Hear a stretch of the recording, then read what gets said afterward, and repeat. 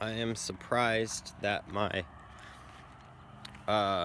camera actually sees my face so clearly, because usually when it's dark like this, it's like actually so dark.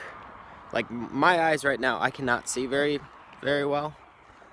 It looks, for some reason it just looks lighter on the camera. Maybe it has something to do with the red shifting, because maybe the camera sees more either infrared or like ultraviolet or something. But usually when it's like dark and I can see, but I try to take a picture, my camera can't see anything. It'll be like pitch black to the camera, but then I can see.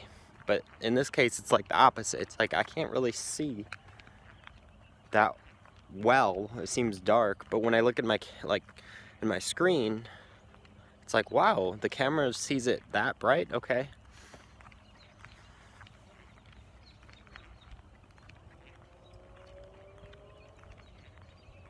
So I called a friend from Champaign and talked with him, and he said something about like, wow, you sounded so coherent. Why don't you make videos like that, what you just explained to me, instead of like that Star Wars video that you made?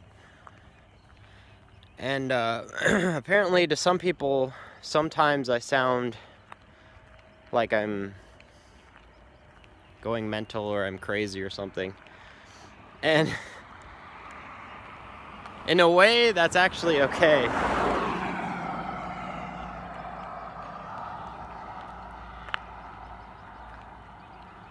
And my opinion, which may be wrong, is that, or my opinion is that that's okay, because human bias is not something we need to try to separate from the fruit, but separate out at the roots. Which means we have to let human bias do its thing, and if people make wrong assumptions, then let them play out, and they'll be rewarded according to how correct their human bias actually was. So if someone thinks that I'm crazy when I'm not, or someone thinks that someone else is not crazy when they are, or something like that, let them be rewarded according to the result of their beliefs.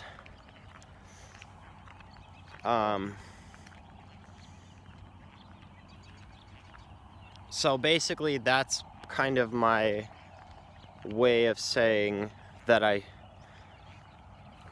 don't want to stress and try to, argue for something, because I try to do that sometimes, and it's not because I'm trying to prove myself, because I'm trying to further myself, but it's because it's down to a situation where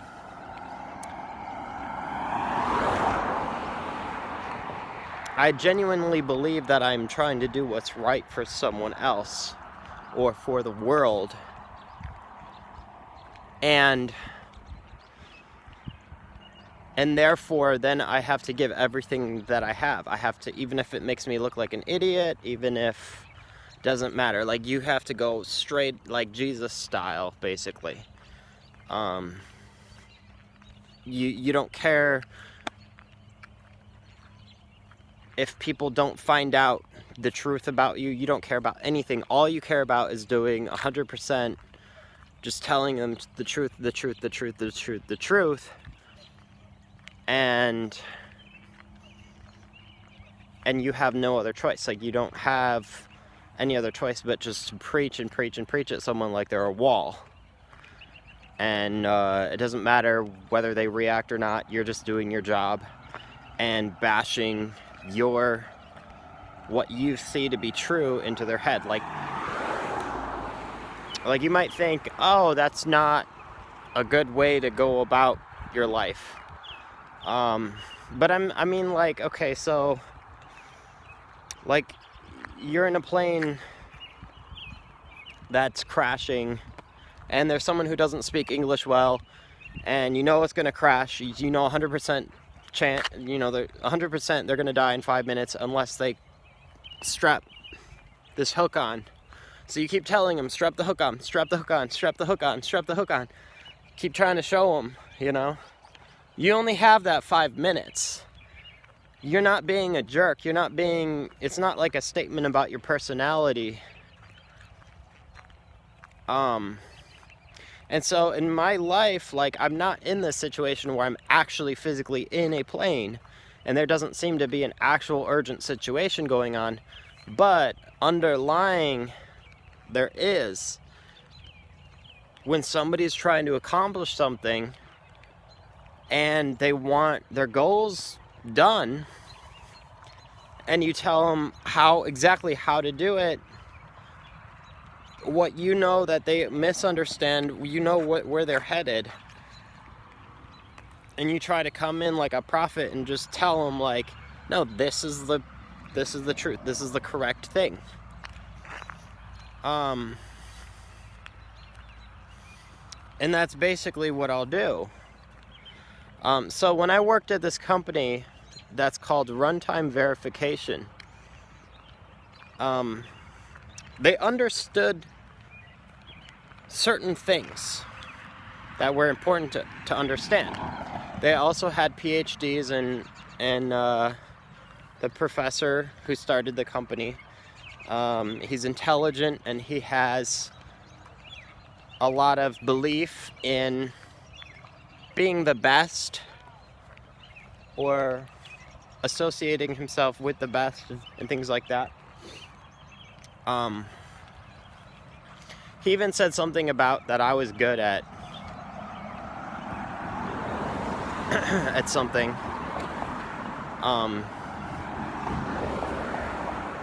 I guess I convinced him that I was smart at some point or something like that, to which it didn't really matter, like, to me, whether he tells some other company that I'm an expert at something. I have zero care about that unless it's very practically applied, unless it's like a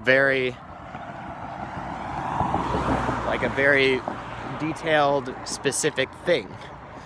But just to generalize like that and just say, hey, we want the best of the best, and things like that, and then assume based on my credentials, based on maybe I got like a bad grade. Like, I think I failed a linear algebra class when I was going through a difficult financial time post-military at U of I, which is like one of the hardest schools sometimes for some of those math classes.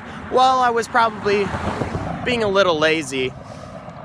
So, like, you might look at just that letter grade and be like, well, I guess he's bad at math or something. And I don't really care if I'm bad at math. The only thing I really care about is the goal that I'm trying to accomplish. So I don't care if somebody's a homeless person from India. If they come up to me and they have accurate math, okay, then it's accurate. It proves it stands by itself. It doesn't matter who the person is. It doesn't matter where it comes from. The statements by themselves are their own witness. They're their own value. So if I had something for this company, namely, hey, compilation is something we don't need to do. It doesn't matter that 99.999% of all programmers and mathematicians think the other way. It doesn't matter. That doesn't matter. That's statistics. Okay? All that matters is whether I am correct or incorrect. That's what matters. So he could take all this information together and take his friend who's a professor and think that, oh, we're going to make a lot of money doing whatever we're doing. And I come up with an idea and I say, hey, this is the way we should do things. It doesn't matter that it looks bad to someone, right? It doesn't matter if it looks wrong. What matters is if it's actually right or wrong. And what's nice about mathematics is that you can verify things, you can test things, and you can see And what's funny is this quote did not come from mathematics. This quote actually came from investigation theory, which is so respectable. But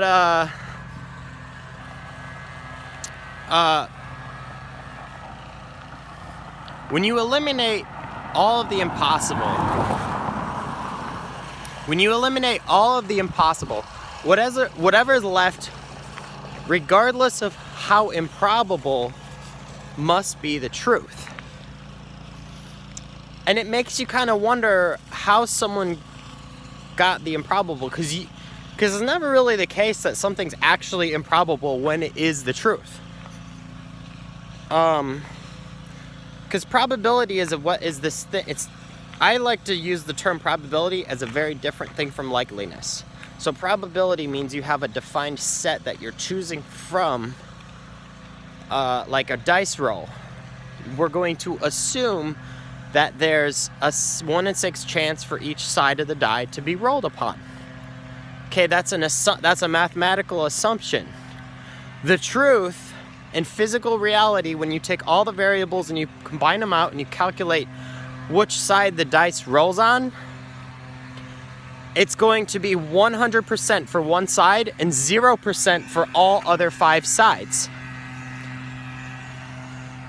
So eventually the dice will roll on one side 100%. It decidedly rolls on that side. Now, take that concept and then take the interpolation kind of in between the two concepts. And what do you get? You get more variables added. So you start with a 6-sided die that you don't know any information about except that it has 6 sides. And it's really annoying when people like have to use these electric machines. I have a brother-in-law from another country. This is sidetracking here, but he said that it's absolutely ridiculous that we live in this country where people grow grass in their lawns. He thinks it's ridiculous because it's unnecessary. But I can talk about that later. I think he actually had a good point once I looked up some information based on what he was saying. But anyway, I just want to record a video in peace and quiet, but there's loud cars. Even out in the middle of nowhere, there's loud cars at the end of the workday, and there's people cutting their grass apparently at 7 or later.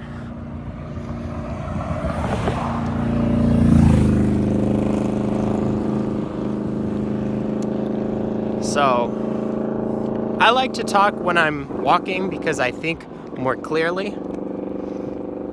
I haven't had any water in like 24 hours, and I haven't had any food in like 24 hours. But I can think clearly because I'm walking. And therefore I can talk about something very clearly. But those cars really are bugging me. I don't like cars passing me by constantly. Really annoying. Point is, take the interpolation between a 6-sided die and then a die that you actually roll in our universe where it decides upon one side. Some people would say, just based on some classical assumptions about physics, that, cause and effect, that die was going to land on that one side based on all the information from the past of the universe. So you could take all the universe's past and then you could infer with a gigantic mathematical statement, you could kind of infer which side the dice was going to fall on because you had all the information of the universe. Whether the universe is discrete or quantum, how all that works, I'm not going to claim. I'm not going to claim whether it's finite information or not. I don't know. But the point is that there's an assumption made there about a known system, a system that the way the assumption is made is that you know how many sides there are, you know the options. Whereas in likeliness, it's kind of different. Because in likeliness, it's kind of like you go up to a bag of marbles and you don't know what colors exist in the bag or what colors are options to you. You don't know how the problem is defined. You don't know what your friend is trying to prove to you when he brings you the bag of marbles. You don't know all these things, but based on patterns and based on the universe around you, there might be some patterns that would make more sense or be more likely than others, or more probable, assuming that you have an entire set of all possible patterns. So the way the likeliness problem works is, instead of rolling a die, you're going to pick a random marble from the bag, and maybe it's a blue marble. So you pick up another one, it's a blue marble. You pick up a third one, it's a blue marble. There's still 50 more marbles in the bag, right? Let's say. So what does this mean? Well, we don't know if it's blue and red marbles. We don't know if all of them are blue marbles. We don't know if those were the only 2 blue marbles and now the rest of them are yellow. Like, we don't know how the problem is defined. So we don't know how likely it is to pick the next marble and for it to be blue. We don't know what colors are in the problem. We don't know if it's more likely. We're not assuming a flat distribution. We're not saying, oh, if there's red and yellow marbles and blue marbles, we're not assuming that take all permutation or all counts of possible marbles, or all permutations, let's say, and either one of those. They would be 2 different distributions, but we're not assuming that those are the distributions. We don't think that those are equally likely. In fact, or equally probable, I should say. So that's why I changed it to something called a likelihood problem instead of a probability problem. Because you're not working with an established, some assumed distribution. You're working with something about the distribution is unknown. Like, I'm sure someone who studies statistics could take these concepts and if at least studied explain some of these concepts a little better. But point is that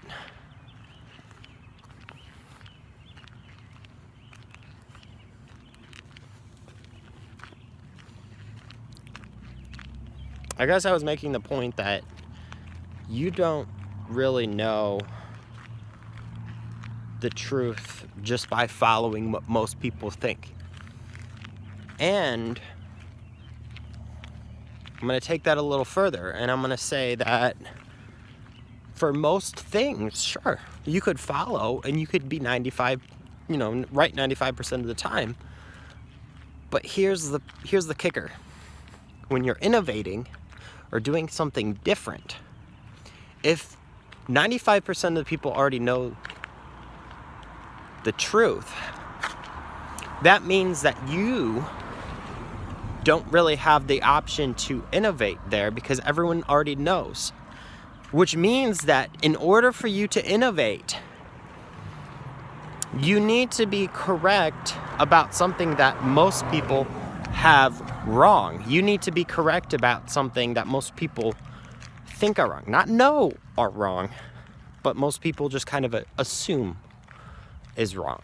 So if 5% of people think, oh yeah, I think that's possible that, we could do that, that will be the silver bullet, and 95% of people don't think it's possible, that means, sure, it might not be likely or probable, whatever way you want to describe it. It might not be likely that thing which most people assume to not be true is even true. But if they haven't proven it to not be true, you don't know it for sure. So, but that is your set of things. That's your set. That's your set of things that you have to choose from to innovate. You can't innovate something that's already been, innovated, that's already established and everyone's on the bandwagon already. You can't come up with the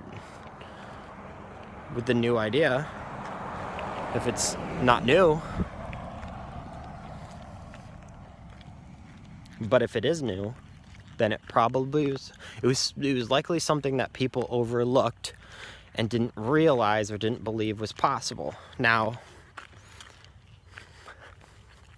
one of the things they do at this company is you can define a programming language like the C programming language formally in this mathematical system. It's called matching logic. And with that, you can make a tool that will generate you an automatic compiler given a programming language definition. So you could give it a definition for what Python is as a language, and it could give you a compiler back. Okay, it can give you other tools too. And it can do things, it can check for you, it can give you a verifier. It can give you a runtime verifier. It can do all these things for you, given a language definition. Now, I thought they were really smart, really good at math. They had PhDs on like co-induction and things like that, which I didn't even know that at the time. So, but either way, I thought these guys were really smart, because I didn't even have my bachelor's yet. I was just trying to get money so I could take my language class, finish my bachelor's. I only have language between me and a bachelor's with math and computer science. Okay. Now, I propose these non-mathematical, non-scientifically sounding ideas, which actually are mathematical, in nature. For example, it is useless to use a compiler. Now, that sounds like, in English, that sounds like, okay, that, it sounds like you just got an attitude. Oh. Well, think about the statement. Think about the statement for a couple minutes. If what I said is true, what does that mean? Well, it means that everything you can do, everything that you would want to do that would require you having a compiler, you can otherwise do without one just as good, if not better. Okay? And now I mean everything as in a very complete way, as in it actually is defined by the fact that you actually would not need a compiler. Like, you actually would not have a reason, you would not have a valid reason for having one. Okay. So, if I made that claim, don't you think it should be verified? Don't you think someone should actually look into it and see if that's mathematically accurate? I mean, it's not just like this attitude thing of like, well, I'm just against compilers because I feel that way. No. Prove to me absolutely that they're necessary. Okay? Now, if you think the burden of proof is on me, that's fine. Give me a case at least.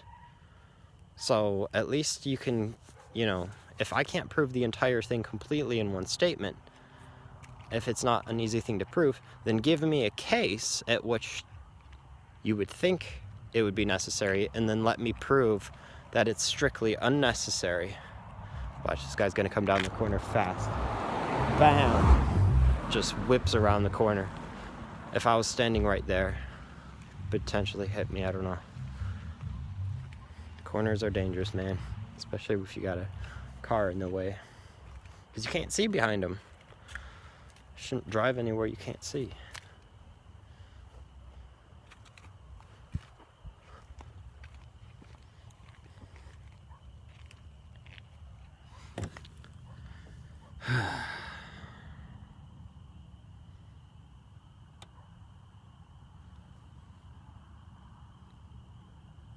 So, when I was working at this company, let me just say one more thing before I get off. There was a guy there who did some work with like a local gaming company, so he knew scripts, he knew coding, he was kind of an older, experienced programmer. Now, his problem that he wanted me to help him with was for me to write him an interface for his project, which between my testing scripts and his project. Okay. And I asked him, wait, why would you want an interface? Because my script was all written in Bash scripts. Okay. His scripts that he was using to run, to run things and then to test his software was written in Bash scripts. So, and you had to configure these huge configure files and make files and all this stuff in order to run the software, right? So, I got confused thinking, why would you want an interface? Because if you think about it, like, you wouldn't need one. If all I'm doing is, if you have to manually go through and prepare any project that you were trying to compile in a special way with a special testing suite, you want to configure it manually. So an interface doesn't really make sense, right? Because what's an interface going to do? It's just going to be a GUI for what? What's it going to do? You're still going to have to write a script. You're still going to have to... It doesn't do anything at all. In fact, it adds more code with more bugs because my scripts... all they did was basically make it so that you could have a script as an input. So what he wanted me to do was something that was going to slow me down from the job that I already was doing. And I was doing a decently good job, in my opinion, because I was actually getting ahead of... I was ahead of reporting what they needed to fix on the software. So I was basically staying on top of things, and it was all automated. So then they go and hire someone with like 20 years of experience testing or something to replace me, even though the reason why I was at the company had nothing to do with testing, which I did excellent. I did superbly excellent there at testing. I probably worked them leaps and bounds into the future for their software. And yet it was completely like rejected. It was completely overlooked. It was basically like, let me look at your grades that you got in school and like judge you based on that instead of the work that you've done here. Or let me judge you based on the fact that you're asking questions about how to write Bash scripts instead of the mathematical coherency of your code. So it didn't make any sense whatsoever. They never took the time. The professor who started the company never took the time to look at it. The professor from MIT who was in charge of the quality assurance never really took the time to like actually like fairly judge whether my code was correct. It was completely human bias. He just had this bias, against me. And the problem with that is that I don't care. I could die of homelessness and just die, and I wouldn't care. Okay? What I cared about, because this is how I think, okay? Sure, I care about my life. But as far as making a company decision, I don't care about myself at all. Okay? 100%. If it involves me dying, but it's better for the company 1%, I will make that decision. That is literally like how I thought. But even with that type of thinking, he basically, so with that type of thinking, that implies that he wasn't rejecting me, he was rejecting himself in the company. Okay.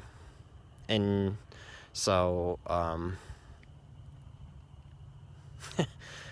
like, I even tried to email the CEO, the guy who started the company, like multiple times after, tried to tell him, like, you've got it completely backwards. You've got it completely wrong. Whatever you're thinking about me is like 100% wrong. Like, it can't be true at all, because what I was thinking was way, way, way past all the stuff that they were thinking. They were just thinking, okay, we're going to formalize programming languages that exist in industry and try to make some money and get, Air Force and NASA or whatever. That is not reaching enough. What they needed to have been doing was not just creating automatic compilers and all this other stuff. They need to be creating refactoring tools, okay? Because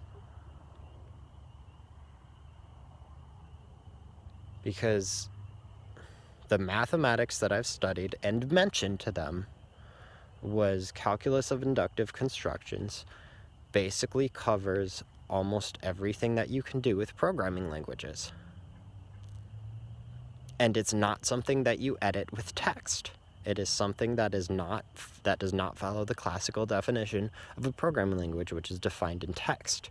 It's not something that you have a compile time and a runtime. No, you have a back system. You have like a meta, expression reducing system, and then you have the actual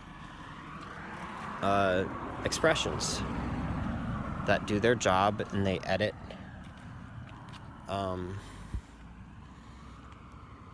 And they have their code that how should I explain this? I'm not going to try to explain it. Forget it. Point is that I wasn't even there at that company to do testing. And they didn't even hire me full-time, even though that's what I wanted to do. That's why I was there as an intern for 6 months. Not just 3 months, 6 months. I was angry when they didn't hire me full-time after the first 3 months, because I had tested plenty of things and just showed that their software was garbage, which is exactly what I was supposed to do. I didn't tell anyone it was garbage. I was just like testing it. In fact, it was someone else, one of his friends, it was the quality assurance guy who was saying that their software is garbage, not me. So that the way they think there is totally wrong. And if I work for someone else, when it comes to like software research or something like that, I will have to get them to state to me, yes, Timothy, you were correct, or I'm not going to work for them. They have to understand what my previous employer did not understand, and they have to prove it to me. They have to state it and be like, Tim, you understood X, Y, and Z, and your boss did not understand A, B, and C. And therefore, he shot himself in the foot, and this is wrong, and this is wrong. I'm not going to just go work for someone and then have the same thing happen again. I'm not going to do it. They have to know they have to know for a fact that what my employer did was wrong. If they can't admit that, okay, if Valve couldn't hire Notch, if Valve couldn't tell Notch, you are a genius, we want to hire you. If they had to tell him, well, you're bad at working with other people, but can you work for us? Excuse me? How do you know he's bad at working with other people? Did you ask him? He made Minecraft from scratch. Like, give him a break. Just because you made,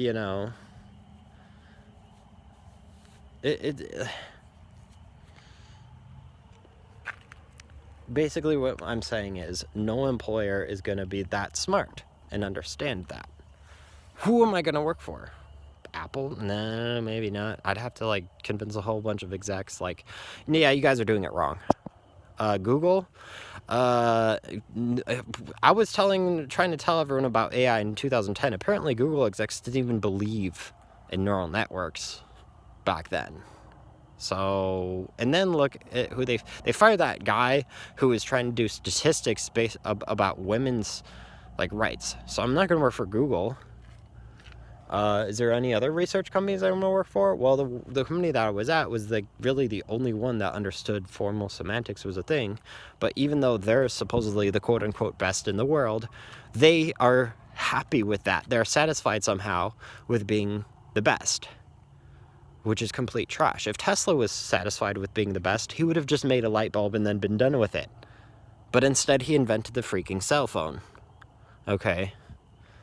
Your goal should never be to be the relative best. Your goal should be to be the absolute best that you can be. If you're the best in the world, you're still trash. That's the truth. It might not seem like it makes sense. It might seem like it's like highly competitive world. But that's actually true. Even if you're still just the best in the world and you're just barely better than the second best at something,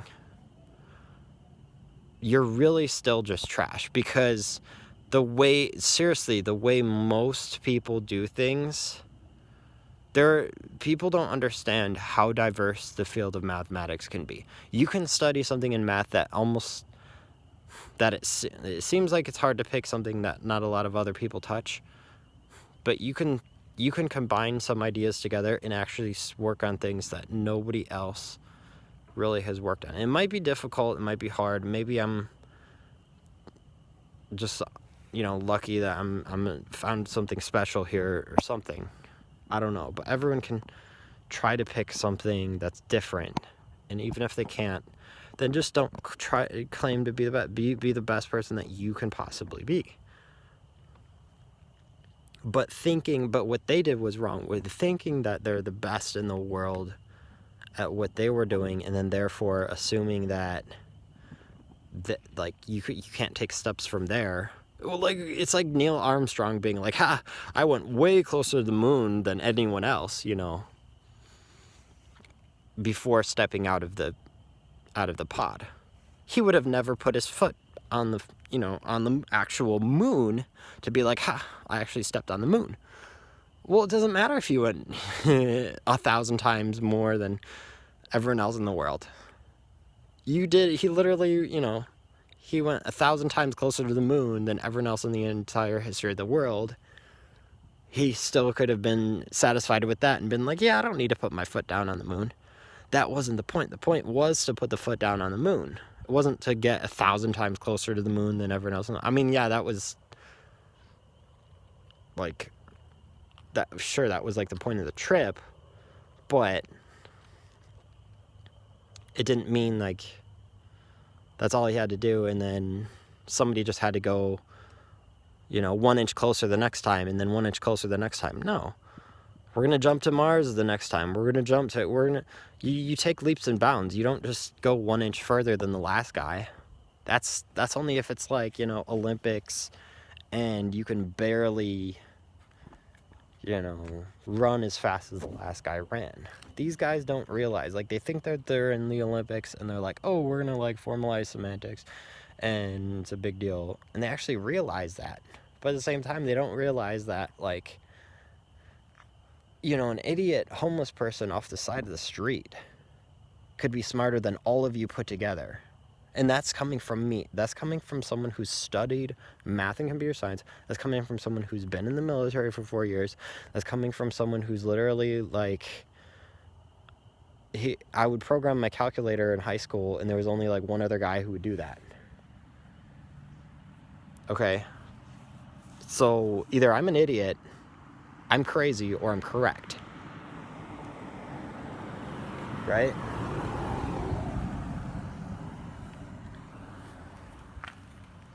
you have to take what I'm saying and actually call me an idiot or call me crazy or realize that I'm actually correct. That you can go and find some random homeless person, not any homeless person, but you could find someone, and it's more likely if they find you, by the way, who knows a lot of stuff that you don't know, putting it all together. You know, you could have like 5 PhDs, 20 PhDs, doesn't matter. You could have a whole bunch of grad students working on something, doesn't matter. Doesn't necessarily prove that you have every piece of the puzzle. All I was doing was claiming that I had a piece of the puzzle. So, just because I didn't, cheat my way through school, just because I didn't, try to get perfect grades and things like that, that was not my goal in school. My goal was to learn the most. My goal was to go for the kill. My goal was not to just be this well-rounded, straight A student. It had nothing to do with that. I didn't want to do that at all. And if they don't want to respect that, well, then they don't want to respect somebody who's literally doing what's necessary to do a good thesis, to make a good difference. If you're just a well-rounded, person, sure, you could make a lot of progress in a lot of fields, and you might even do a good job. Like Euler actually was well-rounded and he was a genius. But I don't care about that. I just care about going for the kill. I care about the silver bullet. That's what I care about. For me, it's do or die. It's the silver bullet or nothing. And I'm not even forcing it to be that way. I would totally go for second best. I would totally just be an overall well-rounded student. But if I see a silver bullet and I believe that it exists, and I'm sitting there telling you guys like, hey, I know you guys don't think I'm the likely person to find the silver bullet, but yeah, I'm pretty sure this is it. Okay. Then obviously I'm going to keep trying to find it. I'm going to keep pursuing it, keep trying to uncover it or whatever. So, and could I be overlooking or missing something? Maybe. Sure. Maybe there's something inherent about, growth rates or something where it won't matter too much if we switch over to using the system that I'm talking about. Maybe the inductive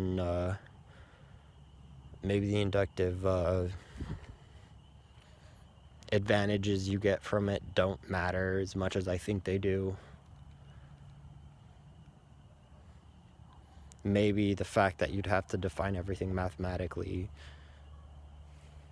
wouldn't be as helpful as I think it would be, and that you can, remove bugs from compilers more easily than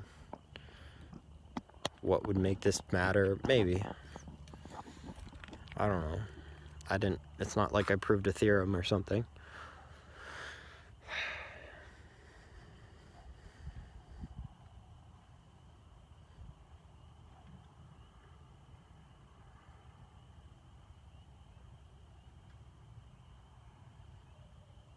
This is where I can see and you guys can't see. So this is where it's actually dark, I noticed.